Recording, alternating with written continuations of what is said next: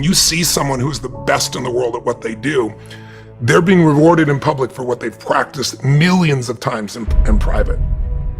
George Bernard Shaw said there are two kinds of people in life. You know, he said those that make things happen, those that watch things happen, and those that don't know what happened. See, a lot of people want to exempt themselves from taking responsibility. All they want to do is talk about the problem. Every time you see them, they'll tell you their story over and over and over and over again. You want to take responsibility for your life. I got me here, I can get me out of this. And I'm getting out. I'm not going to be a volunteer victim. Take full responsibility for your life. Accept where you are and the responsibility that you're going to take yourself where you want to go. Most of you won't be successful because when you're studying and you get tired, you quit. And I'm here to tell you today, if you somebody came to my office the other day crying. I said, look, don't cry to give up, cry to keep going. Don't cry to quit.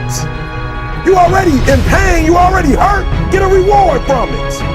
Don't go to sleep until you succeed. Listen to me, I'm here to tell you today that you can come here, you can jump up, you can do flips, you can be excited when we give away money, but listen to me, you'll never be successful until I don't have to give you a dime to do what you do. So part of beginning to get unstuck, you've got to decide that the behavior pattern that you have adopted doesn't work for you. You've got to change your strategies, and changing your strategy means reinventing your life, recreating you, and you have the power to do that. You can decide that you're going to change, that you're not going to be a wimp. You can decide that you're going to stand up to life. You can decide that I'm going to live each day as if it were my last. You have the power to make that decision. You can decide, I'm going to work on myself and develop myself. I'm going to empower me.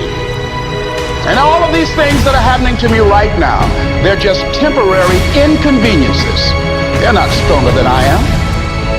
I'm in charge here. You have to tap into suffering every day of your life because we have so much scarring that we have to clean up. You have to look at suffering as almost like I look at failure. To succeed, you must fail. In failure and in suffering, all the answers are in there. No matter what you face, no matter how bad it is going to be, when there is a challenge, and by a challenge, I mean anything in life, any challenge, anything that you're facing, the only way to overcome the challenges that you face is to start walking. Take that step every day, no matter what you are facing. Get up and start walking. You can't give away what you don't have. Now it sounds ridiculous, okay? But it's more than what meets the ear as you hear this. You can't give away what you don't have. People who are not good at giving away love can't give away love because they don't have it to give away. If I want to give you a dozen oranges, I can't give you those dozen oranges unless I go out and pick up 12 oranges someplace. Otherwise, all it is just empty rhetoric. And the same thing is true of virtually everything in your life. You can't give away love for others if you don't have love in here to give away. If what you have in here is contempt, if what you have in here is anger, if what you have in here is fear, then these are the things you're going to be giving away in your life. There are many ways to get the things that we want for ourselves in our lives, but basically it all begins with how we choose to think. As you think, so shall you be. 7 little words that I think are perhaps the most important things that we can learn and master in our lives. This old proverb notion that I become what I think about all day long. And once you know that what you think about is what expands, you start getting real careful about what you think about. You don't allow your thoughts to be on anything that you don't want or that you wouldn't want to have manifest or show up for you in your life. have a mind that is open to everything and attached to nothing.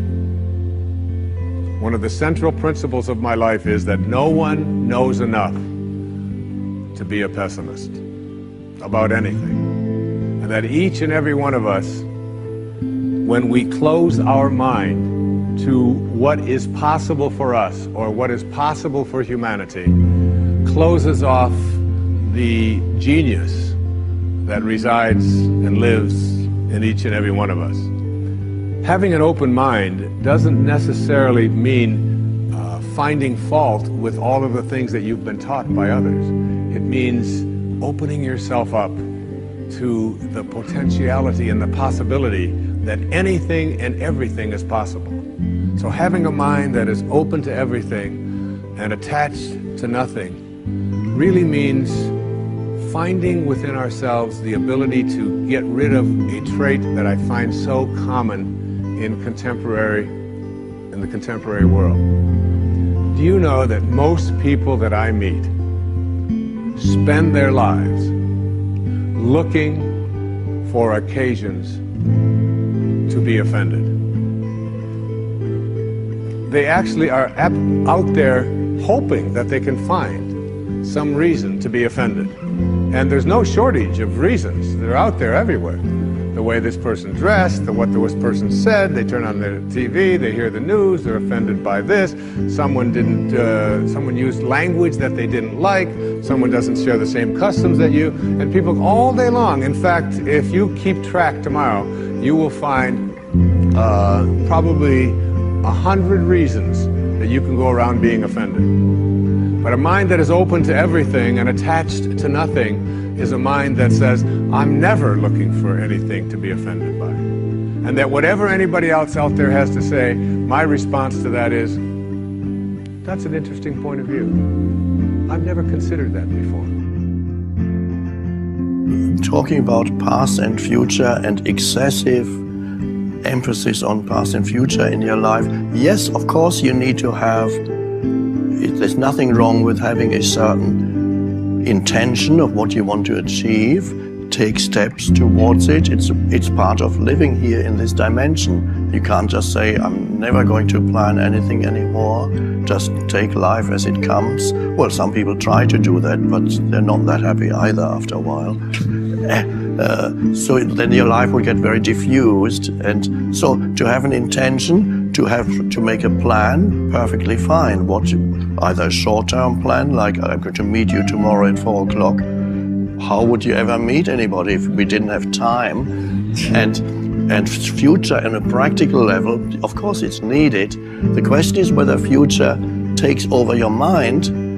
Being able to use it for practical purposes is of course great, but I call that clock time is fine, but psychological time is when the future takes over your mind and your entire thought patterns are geared only towards future, and you treat the present moment as either just a means to an end because it enables you to get to the next one. You're always reaching out, so to speak, internally to the next, yet never quite here, always looking for some fulfillment there, so you can never embrace the fullness of now, or you make the now into even an enemy. Some people are always unhappy.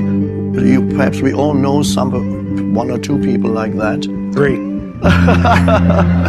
Who are, wherever they are, they're complaining it's never quite right. Wherever they are or whoever they are with, after a little while, they're very uncomfortable again. They should be somewhere else. You know the bumper sticker that you see in some cars, in various versions of it, says, I'd rather be golfing.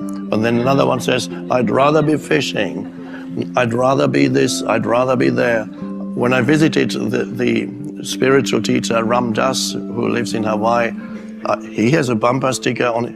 Ram Dass was the person who in the 70s wrote the book Be Here Now. Anyway, he has a bumper sticker on his car that says, I'd rather be here now.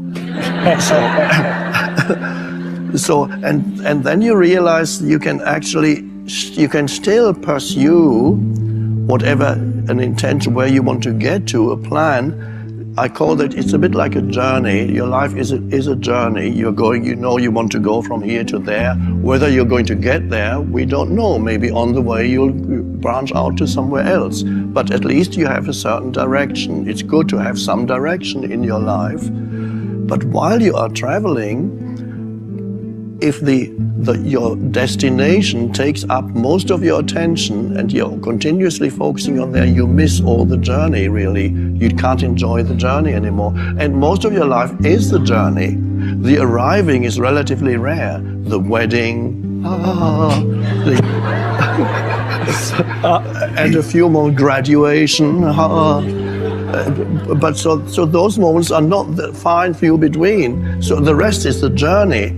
And if you can't enjoy the journey, which means the step you're taking at this moment is really the most important thing. Yes, of course, you know you're going that way, but this step is still to be enjoyed, because that's ultimately your whole life consists of the step you're taking at this moment. There is never anything else.